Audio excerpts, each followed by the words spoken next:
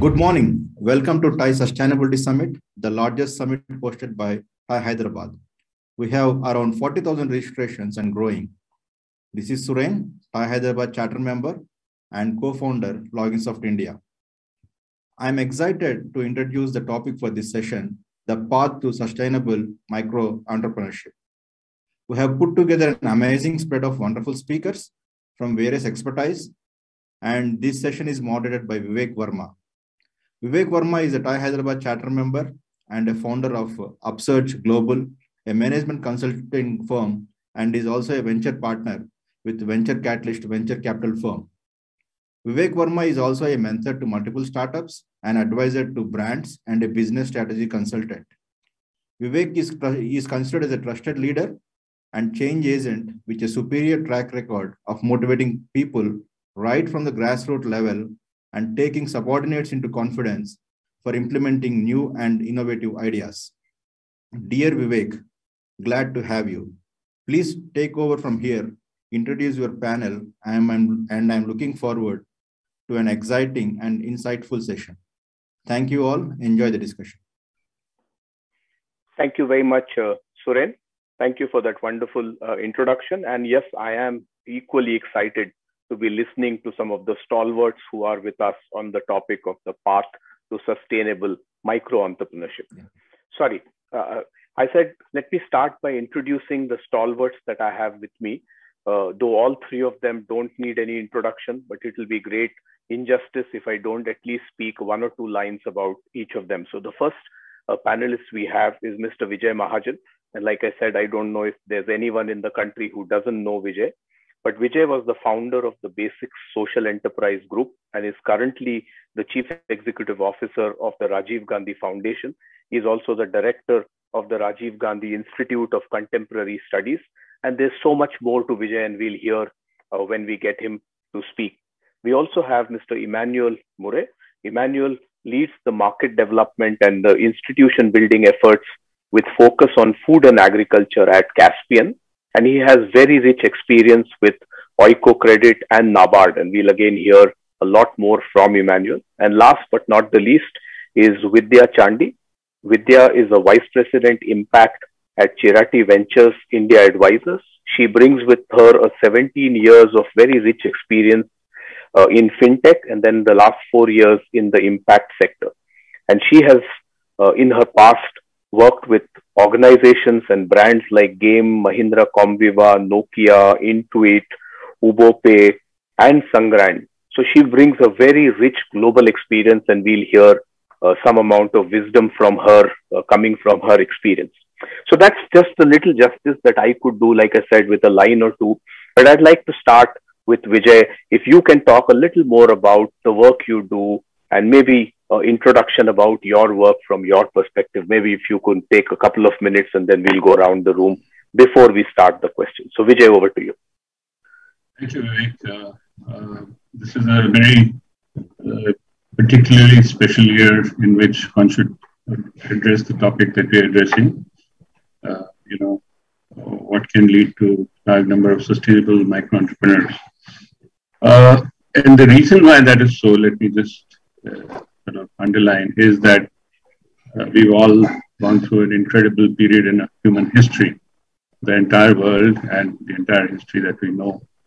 And lots of people have lost their means of livelihood, whether they were in rural areas, whether they were in urban areas, whether they were employed in the formal sector, whether they were employed in the informal sector, or whether indeed they were already micro-entrepreneurs.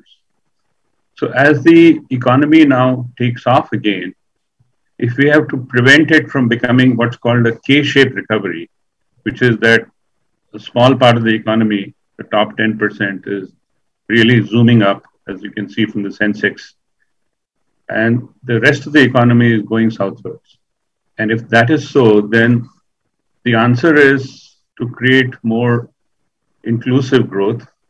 And the way to create more inclusive growth is not to create more jobs in the old sense of the term, because the way technologies have changed, the way cost economics have changed, the way people's work habits have changed, the way the geographies where people are available, where work is available has changed. and the way connectivity is improved, we need to now actually think of a different architecture of work, and that would be largely self-employment. And if it is self-employment, then that means micro-entrepreneurship. So I have, without using exactly the same words, I have been broadly doing the same work 40 years. Soon after I finished IIM Ahmedabad in 1981, I felt that I should address myself to the issues of poverty and inequality in this country. And it's been really 40 years since then. And I've tried to promote livelihoods. And in one's early days, one thought that the public sector banks were providing credit. So we just needed to provide training and market linkages. But 10 years of that, and I realized that we also need to provide credit because the banks are fairly reluctant. And 20 years of that, and then I feel that those two are necessary, but you need something more, something deeper. And I'd like to come to that in my next intervention, Viiveck. Thank you. Thank you, Vijay. And that's a very good context. And I think a lot of places people are talking about, at the last count, I'm told there are close to 6 crore MSMEs registered in India. And I think that's still a number which is still being discovered and still needs to grow a lot. So, even if, just taking what you said forward, if even if one of them employs 10 people, we are talking about phenomenal opportunities that will get created. So thank you, Vijay, for setting that context. And maybe Emmanuel, if I can come to you and get you to speak a little about the work you people are doing, and then we'll come to questions. Thanks, Viiveck. Broadly, I think just like Vijay, a large part of my career has been spent in the space of rural credit and development as such. And over that period of time, I have been amazed seeing the amount of entrepreneurship that already exists in rural India. And we call it very differently as the informal sector, unorganized sector, and all these kinds of terms. But when NABARD, where I spent a large part of my career, got into the self-help group program and started funding women, we have seen transformational change in terms of a large number of these women transforming into entrepreneurs. And then some of them going to scale. So seeing that, visibly over a period of time was really exciting. And close to, I would say, 20 to 25% of people who have been touched by self-help group program have been able to become businessmen or businesswomen and create jobs as well. And I think a little bit of that here and there we have documented, but a large amount of that is undocumented.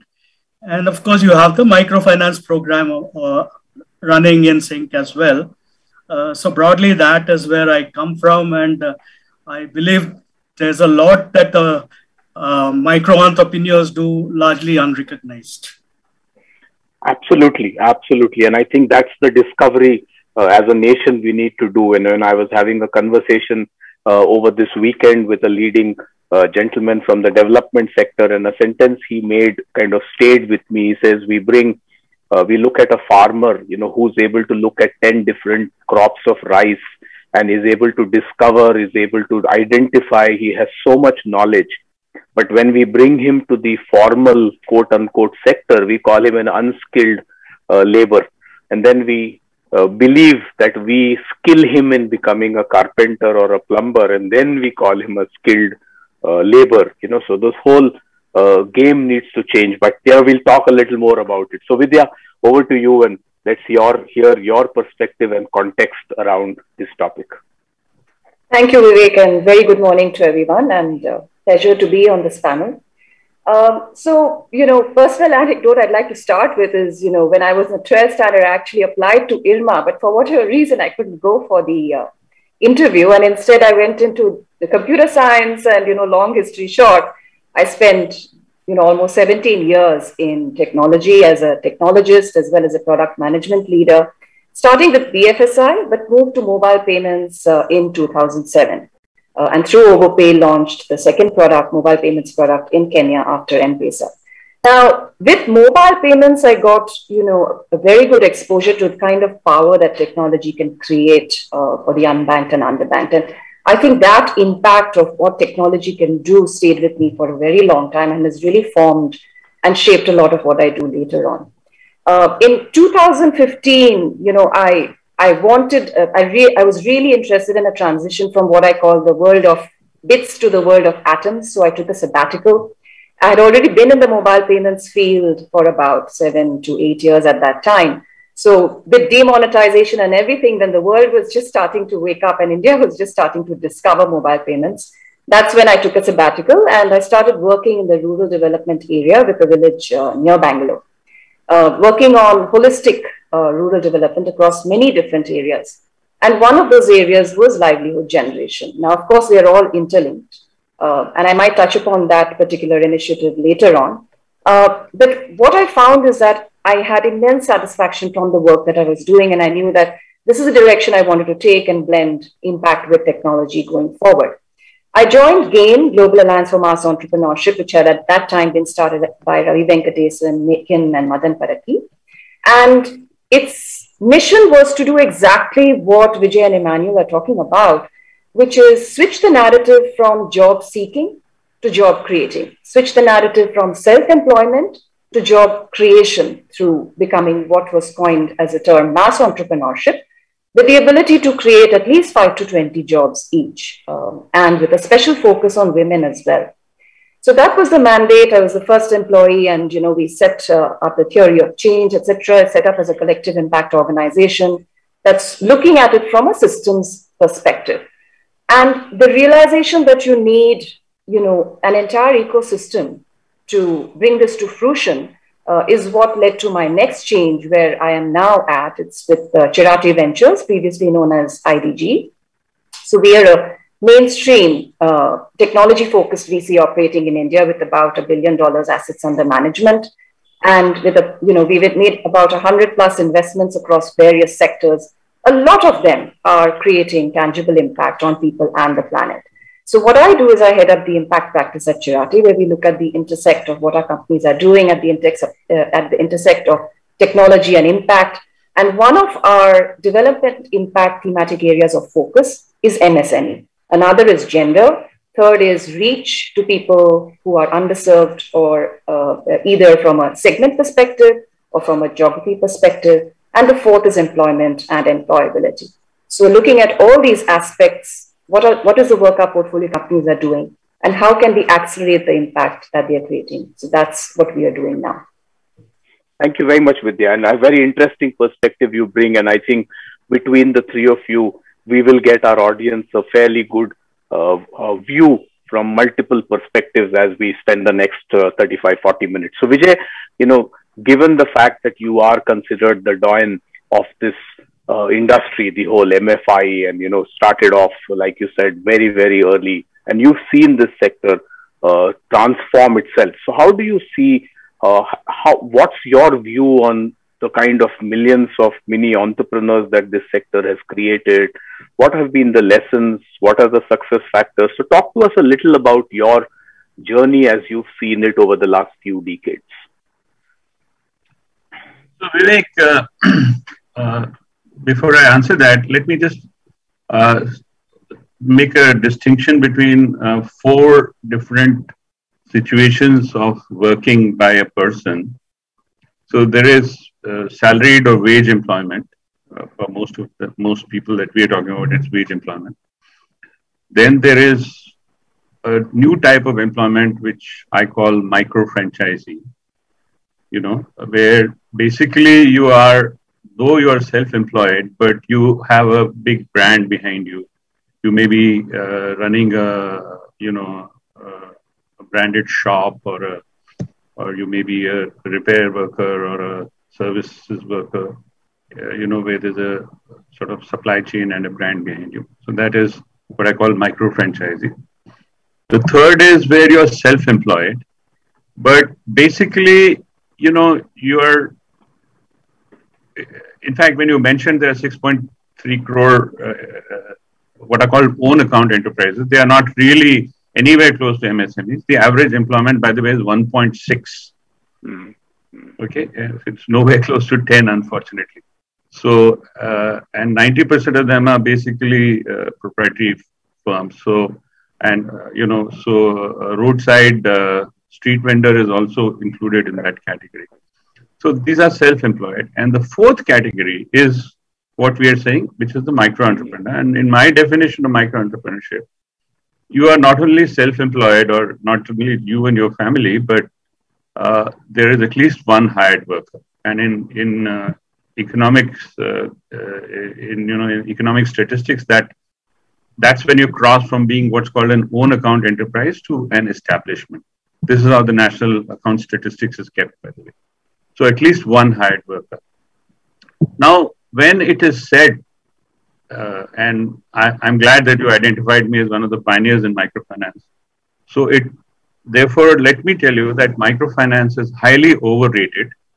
I mean, it does many good things, but it is not a major creator of entrepreneurship. 90% of microfinance loans go to existing enterprises, primarily for enhancing working capital, sometimes a small term loan to add some equipment or so forth. Very, very few microfinance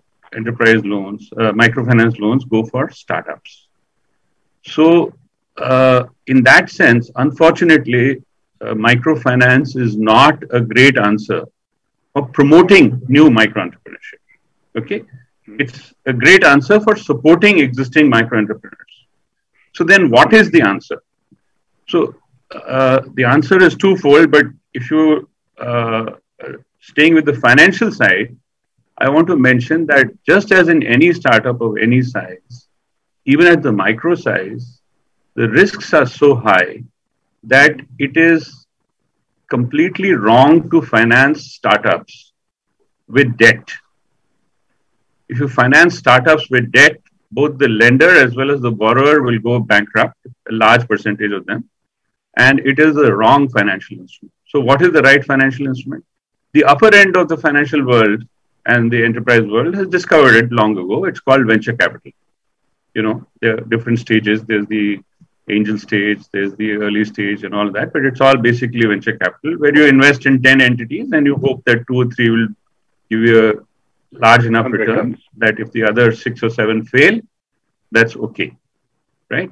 And that's how, whereas if you started doing venture finance, but using debt as a method, interest as the payoff, then you will have to assume there is a 70% failure rate. Then to break even, you will have to charge an interest rate something in the range of 90% plus, which is obviously not feasible. It won't be acceptable to anyone. So what is missing? And I had in a pre-discussion, I had mentioned this to both Emmanuel and Vidya. A product that is missing in the whole financial world is what I call micro equity. And unless we collectively, as a financial sector, come up with a micro equity offering, there is no way that the microfinance sector can promote a large number of enterprises. We can certainly support a large number of existing enterprises.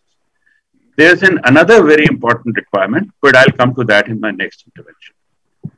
Thank you. Thank you, Vijay. That's a very interesting concept, and we will pick a little more on that as we go along in this conversation. And with that, Vidya, coming to you, and from your experience, which is very different, and, when you were doing your introduction, the thought that came to my mind is that you had chosen earlier to take the shortcut to go to IRMA, but the fate had something else for you to say, no, you have to take the long road, spend 17 years in the corporate world, and then come to the impact sector. So your shortcut didn't work.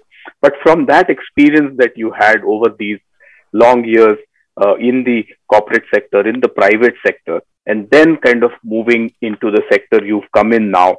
So what is your perspective coming from that vantage point, and what sectors do you think is where the future lies when you look at these? And you have enough experience from your game time that you spent with game, where you interacted with a lot of these people, especially at the grassroots level.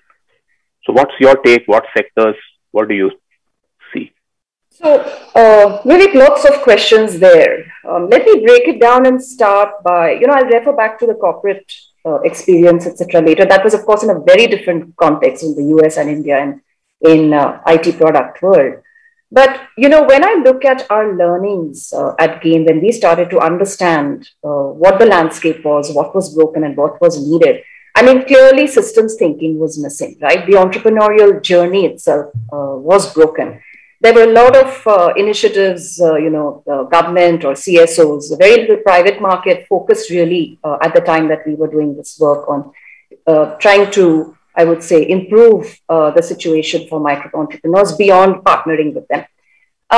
So there were obviously, issues with hand-holding, there were issues with skilling, there was issues with financing, market, the programmatic interventions that, CSR was, tending to do really did not work. You needed long-term hand-holding, long-term engagement for what is known as entrepreneurship development.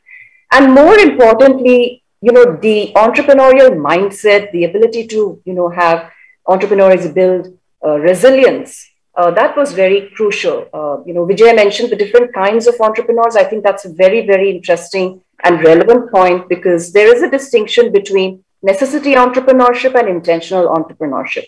There's a lot of people want government jobs. Very few people want to take that jump because the environment is not conducive for them to start out as entrepreneurs and grow to the level where, they start small, but they're able to employ people. And that kind of creates, a fantastic effect of engaging, employing and, economic benefit for everybody. Another thing that came out was sector-specific focus and design was also missing. And I'll touch a little bit upon that, later in the conversation when I speak about some of the examples of what our portfolio companies are doing in various sectors. So what came out is that the role of government, civil society, and private market is absolutely key to sustainability for micro-entrepreneurship. And that brings me to one of the biggest pieces of sustainable micro-entrepreneurship is the role of the private market. So how can market forces and product market fit being able to determine sustainability and success? I touched upon Chirate and its role earlier.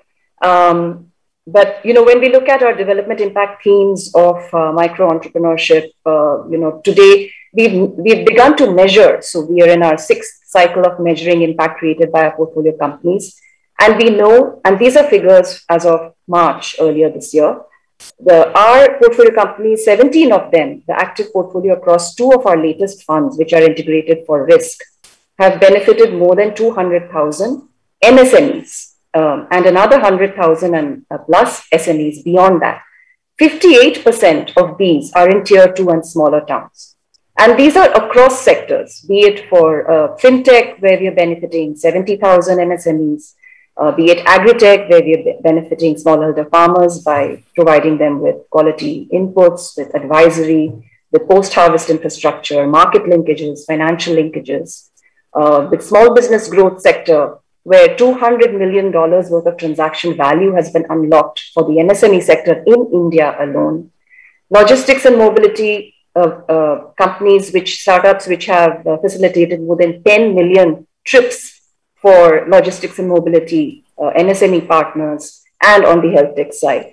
So the value that these portfolio companies are bringing to MSMEs are across the board, whether it's by facilitating credit through the data that they're gathering or the business that they're providing them, whether it's through demand aggregation, through backward and forward linkages, helping to build capacity and the infrastructure, helping to develop the supply chain and lowering cost of goods, building the quality of service and standardization, and of course, digitization. So the value and benefits are tremendous. So I'll take a pause there, Viiveck, and hand it back to you. Thank you, Vidya. And I think there's so much going on. So what you started with, what role can private sector play? What role can venture firms play? And I think that's a fantastic example. And we'll hear a little more about some specific examples out of these startups or entities that you people have funded. But before that, Emmanuel, coming to you, what is in your view, what impact focus areas like skilling, affordable housing, rural healthcare, how can these areas which need scale, which needs to really grow, what lessons, what can we learn from these sectors? How your view of what can the entrepreneurs really do to build successful ventures in this space where the impact can be created? Because a lot of noise is being made around these sectors. So how do you scale them? What's your take on that? Yeah, so let's go sector by sector. So affordable housing, basically, I think microfinance institutions have built the delivery channels. So you really do not require to have another channel.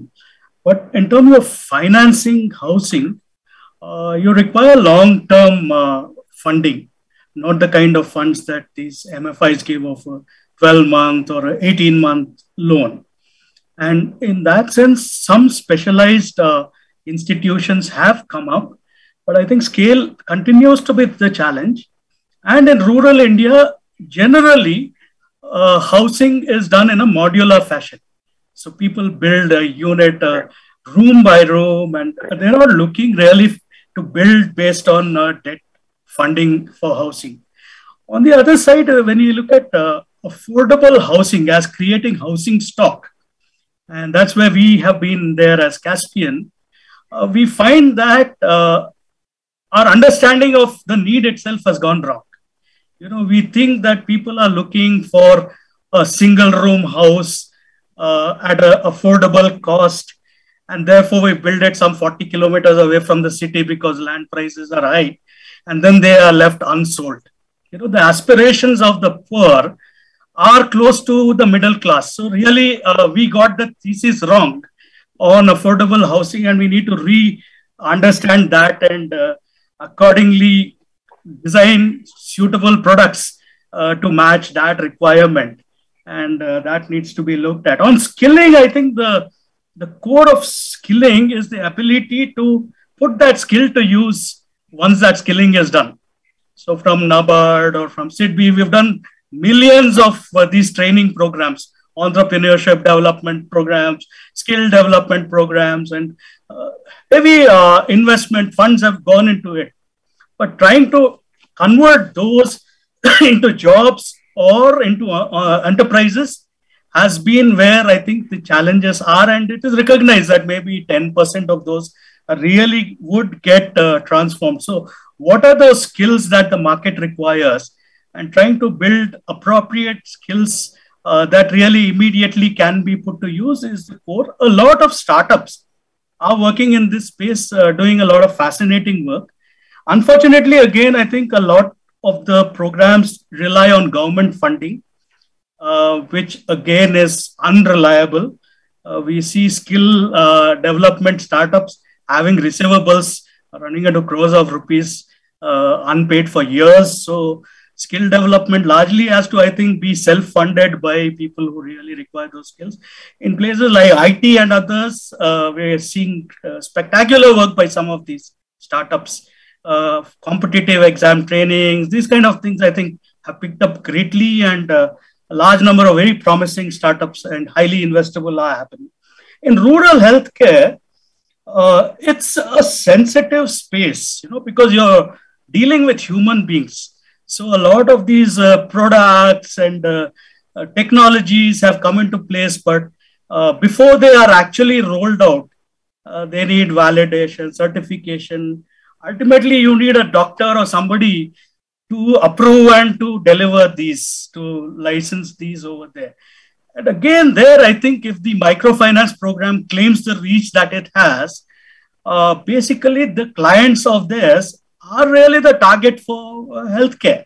So if you really can have service models where you tie up with medical services to deliver these services to the people you have itself, it will be a great reach. The second thing, I think, is the insurance side of healthcare. So the ability on a large scale to provide insurance that is both accessible as well as available on call, on need. When it can be extended on a large scale, I think there is a great deal of possibility. So large number of startups in healthcare doing spectacular things. but all these products need some degree of checking, validation, tying up with the medical delivery system before that can be taken to scale. Who's going to pay for it is a question.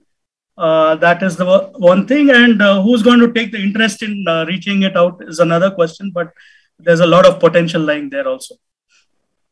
Fantastic. So I think, clearly opportunity seems to be there, but we need to work on a model. We need to have a better understanding of the needs. So there is fair bit of work to be done, and we'll come and speak a little bit in a few minutes with Vijay about the new model that he was talking about. But before that, Vijay, I want to touch on a slightly kind of topic which is which is about failure. And a lot of people have this notion, and especially when they're talking to someone like you and they've seen so much success, that this has happened, you've transformed a lot of things, the industry has come up, but I'm sure that journey hasn't been easy.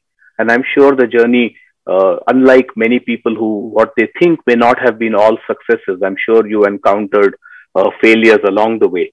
And I want you to talk to us a little bit, because I think that's an equally important aspect for entrepreneurship as a whole, whichever one of the four, or at least the three of them, if you leave the salaried employees aside. It's a very important piece. So I would like you to talk to us a little bit about what's your journey been, and how have you looked at successes and failures, and what could be the lessons you learned, and maybe through you we can learn.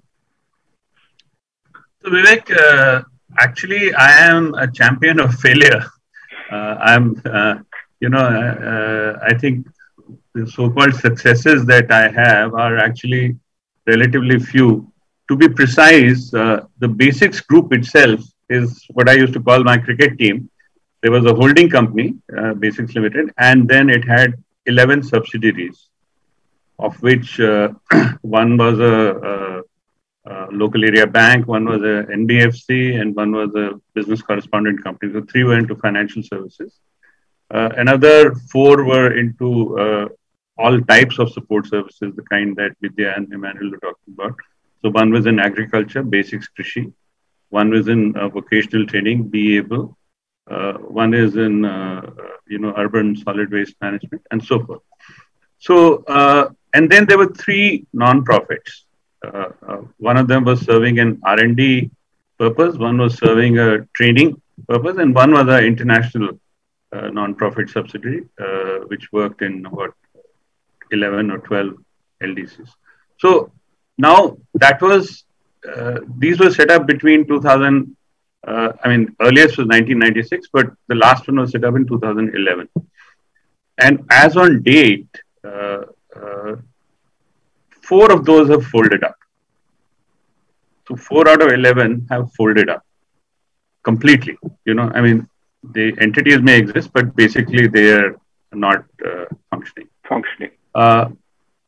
The one which was most successful at one time reached a valuation of $500 million, but then lived to see its valuation fall to 1% of its peak.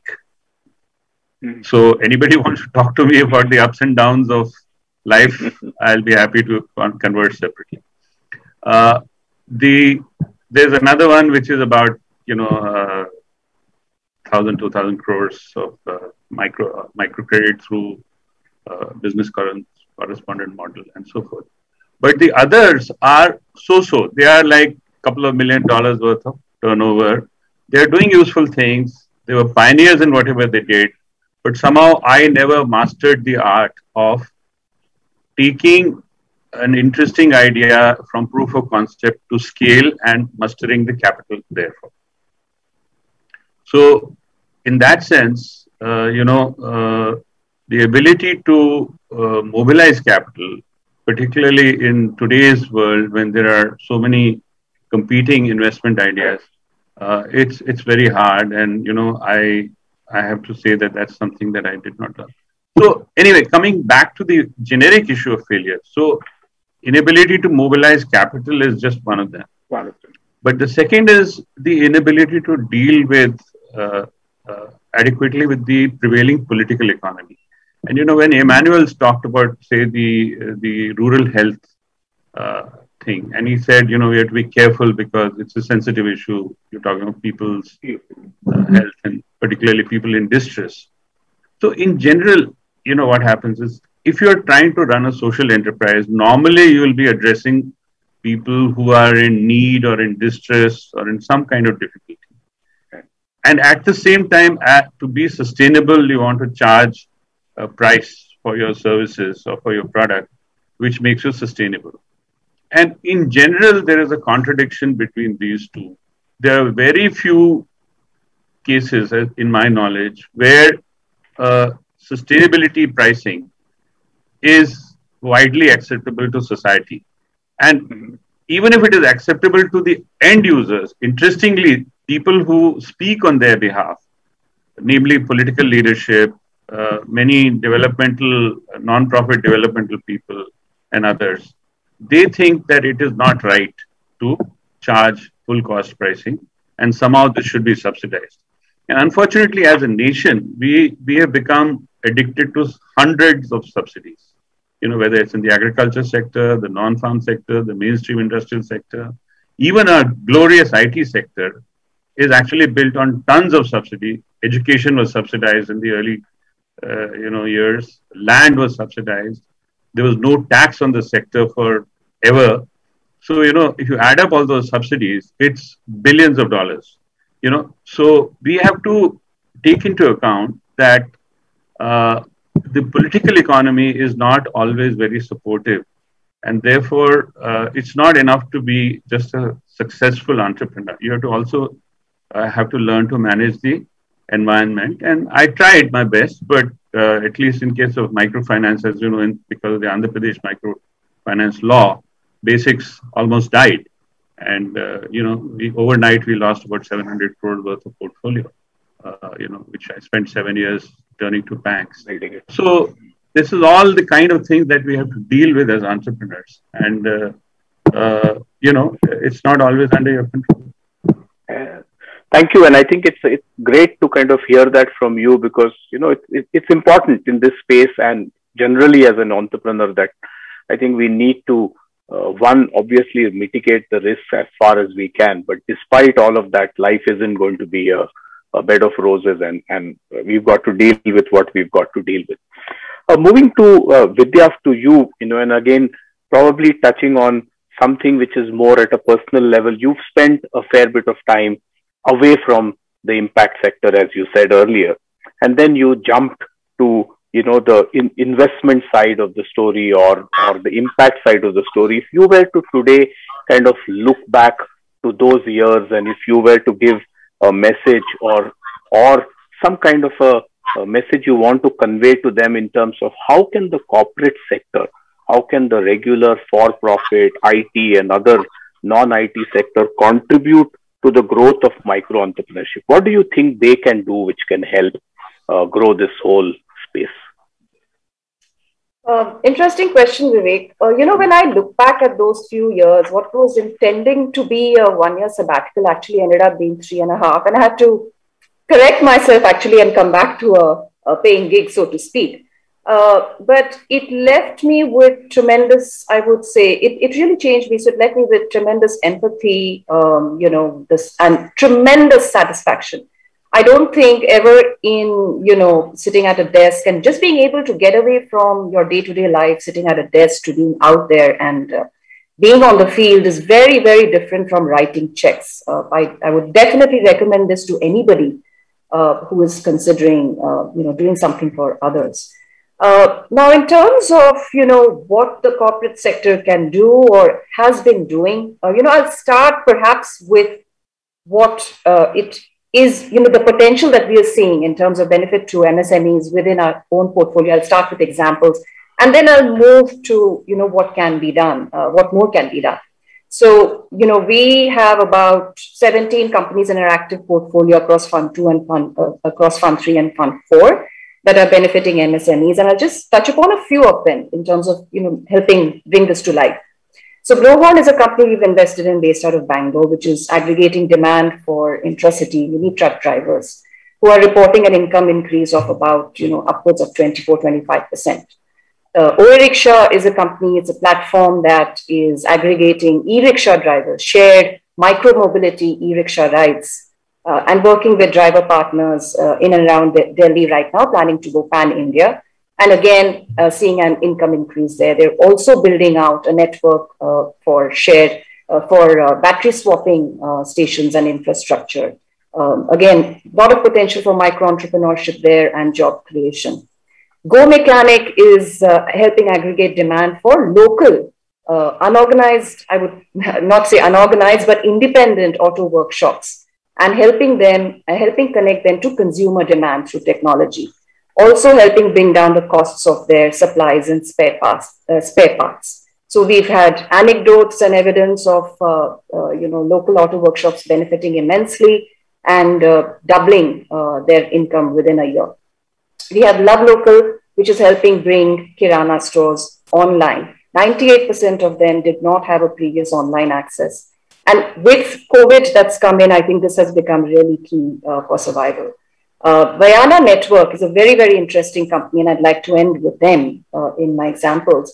So they are providing or facilitating supply chain financing for MSMEs in 20 plus sectors at a 10.5% interest rate, practically zero NPAs, and about a 98% approval rate.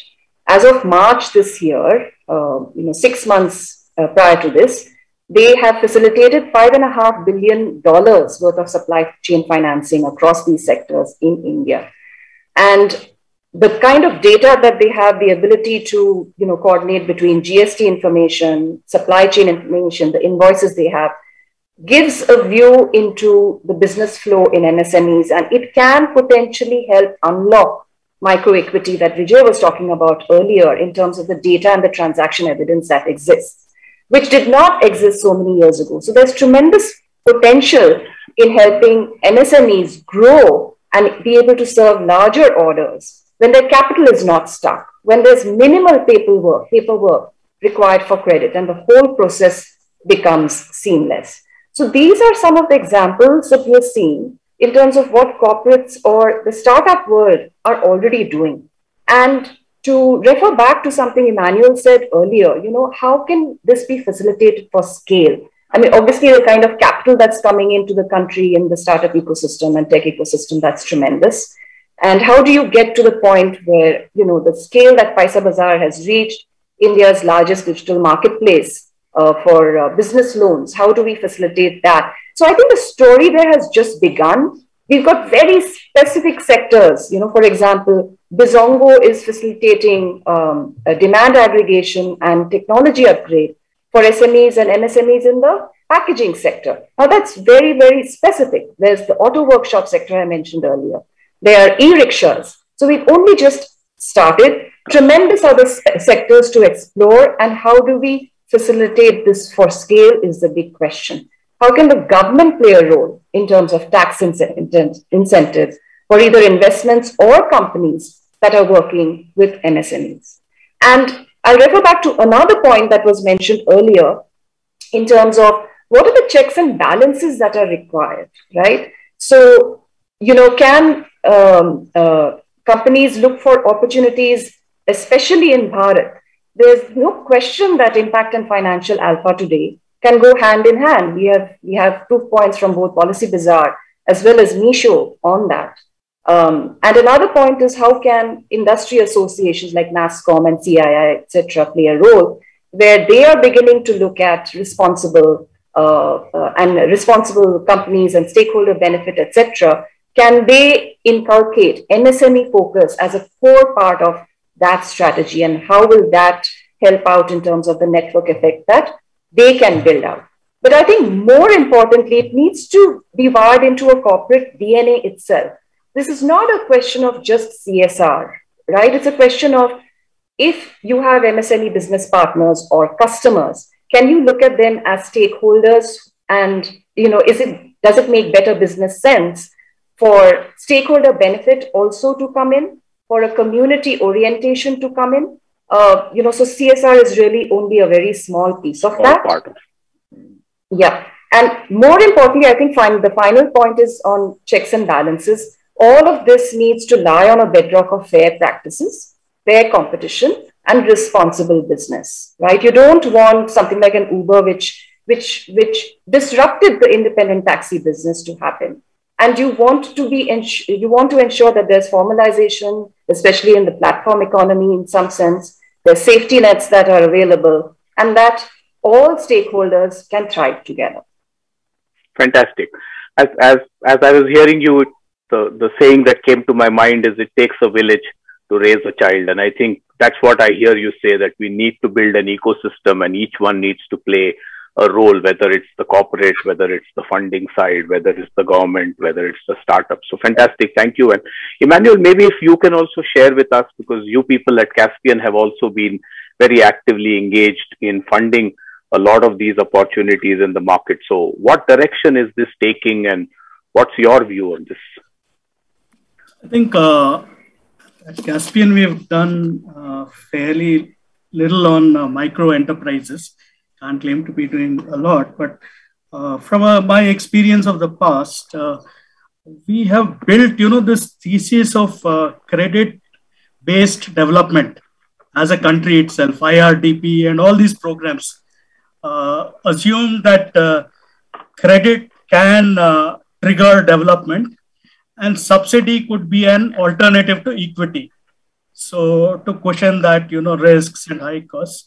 But I think credit by itself is inadequate to really build these, particularly in the early part of the life cycle of these enterprises.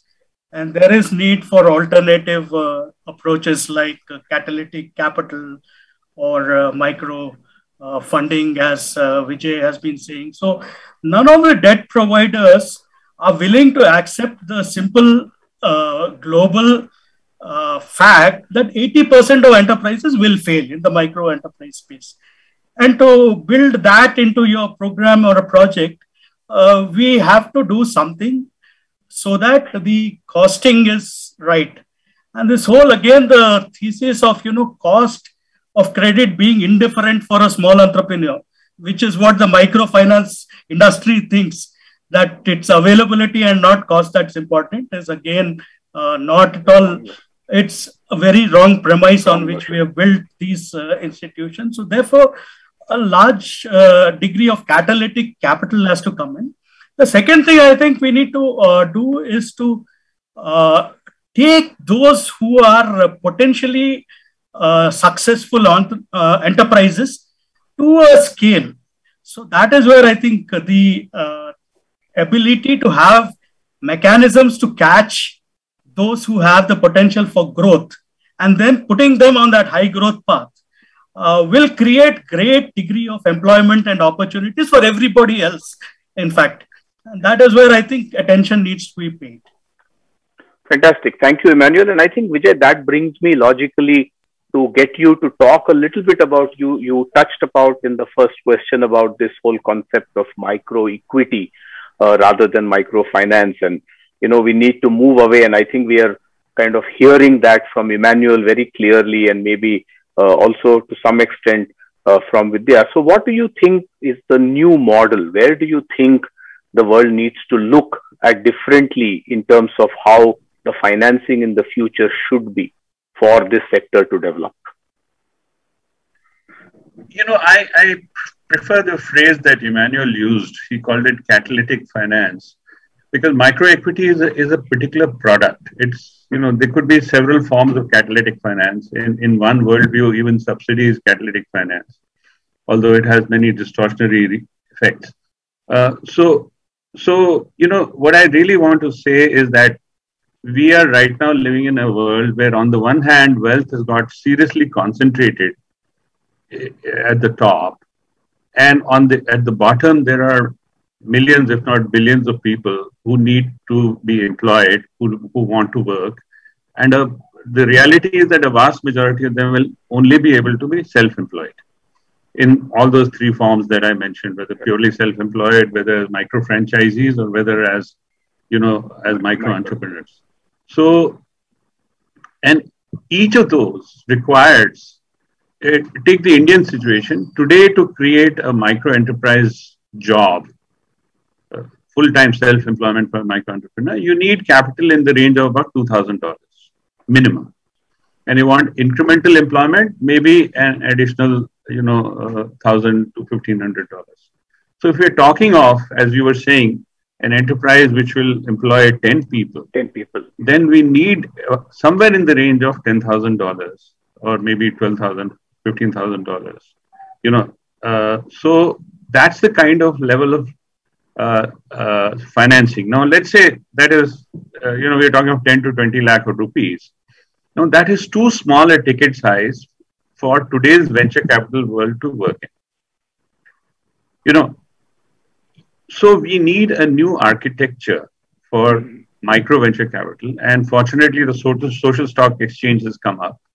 It has many products that it's talking about. But in terms of a legal form, they have also adopted what is called a social venture capital. AIF category 1. One of its subcategories is a social venture capital fund. So within that, some more regulations should be tweaked so that investments as small as 5 lakhs or 3 lakhs, but in the form of equity, are not just permitted, but they are encouraged. And the exit obviously can't be through the normal exit of an IPO or even a trade sale. The exit would be largely in the form of long-term revenue sharing with a declining share over a period of time. There's a product in Islamic finance called diminishing musharka, which pretty much follows that same principle of profit sharing on a declining basis. And over a period of time, the financier falls off as a partner. So the principle is that if you're sharing in the prosperity of the entrepreneur, then you also damn well share in the risk. A lender does not share in the risk. He simply says you're a defaulter. Okay. Even though in the lender's books also there's a hit because it's an NPA. So both sides are suffering. And that's because of the flawed design. As Emmanuel said, if 80% of startup micro enterprises are going to fail, then it is, completely silly to try and finance it with debt. So we need catalytic finance. Thank you. Thank you, Vijay. And I think the topic is such an engrossing topic that we can probably continue the conversation for very long, but I will take a couple of questions before we are told that our time for this discussion is up. So one question I see here from Prabhavarti Naidu, and while the question is will these digital platforms that are coming in now, and there is so much moving on to the digital platforms, will this lead to rural community becoming extinct? And how do you address this issue? So I'll first let maybe Vijay, if you want to address that, and then maybe Vidya, if you have any thoughts on that. I think this firmly belongs to Vidya. Okay, so Vidya, over to you. I think I've spent a better part of my speaking minutes on talking about how in fact the digital community has been able to give access to markets and technology upgradation and building proof points of data around supporting financial and making micro entrepreneurs bankable in that sense. So I would say that I don't think this is a cause for worry. Probably we can look at technology being disruptors in other ways, right? In terms of automation, leading to change in the kind of jobs that are available and so on and so forth. Sorry, I think, am I audible? There's some disturbance in the...